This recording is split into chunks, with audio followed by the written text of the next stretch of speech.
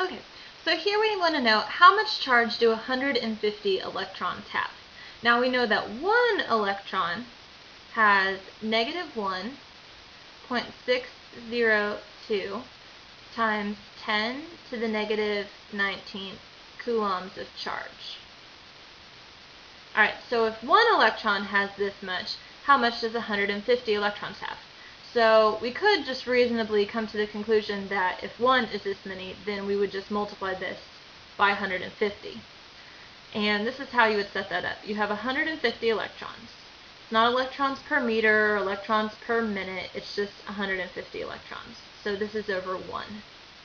Alright, now we want to get rid of electrons in favor of how much charge do they have. So if electrons goes on the top here, well, we want to be able to cancel it out. So we're going to put it on the bottom the next time. One electron has a negative 1.602 times 10 to the negative 19th coulomb charge. These electrons cancel out, and we end up multiplying across. So this is how you would set this up in your calculator. I suggest that you use your parentheses whenever you have crazy exponents like that. So 150 times, and then set up your parentheses, negative 1.602 times 10 to the negative 19. Okay?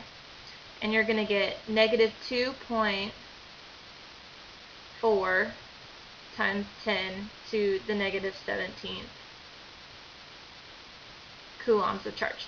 Now you can also, some of you don't prefer to use the times 10 to the negative 19th, in which case you can say 150 times and then negative 1.602 and then second and do your e to the negative 19. Alright, if you use e, then just make sure not to use times 10 to the anything. You'll just say e, negative 19. Press enter and you get the exact same number. Alright, this next one, how many electrons are necessary to make 3.5 times 10 to the negative 18th coulombs of charge? So here we go backwards.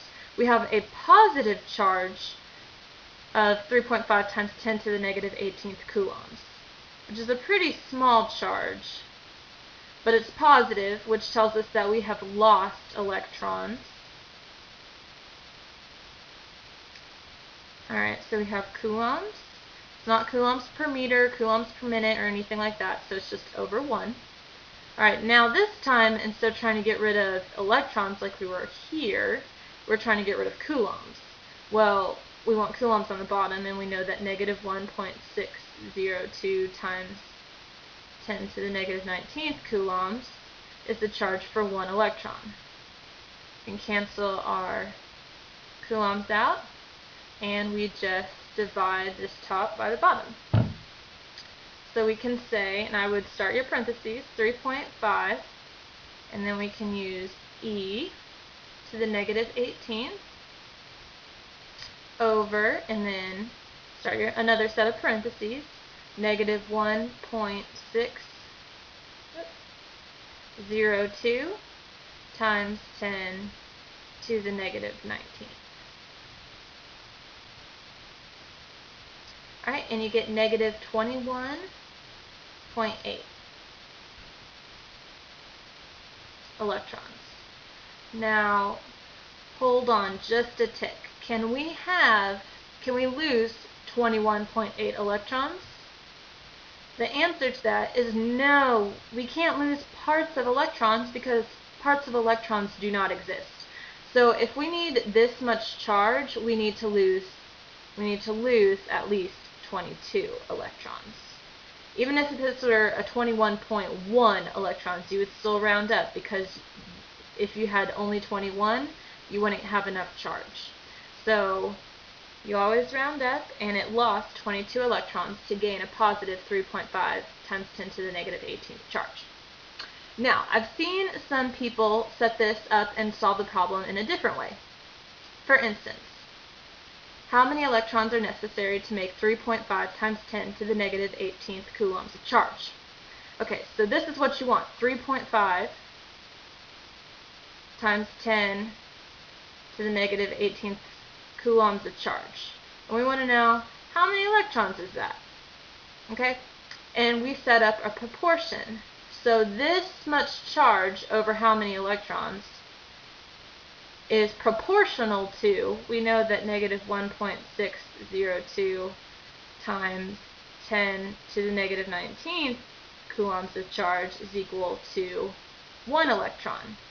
So we can do the butterfly and cross multiply. Alright, and then divide. Now 3.5 times 10 to the negative 18th times 1 is still 3.5 times 10 to the negative 18th, and then we would divide by negative 1.602 times 10 to the negative 19th, which is exactly what we did here. 3.5 e negative 18 over negative 1.602 times 10 to the negative 19th. And we're going to get the same number either way. Just what you prefer and what you're most comfortable with for solving these problems.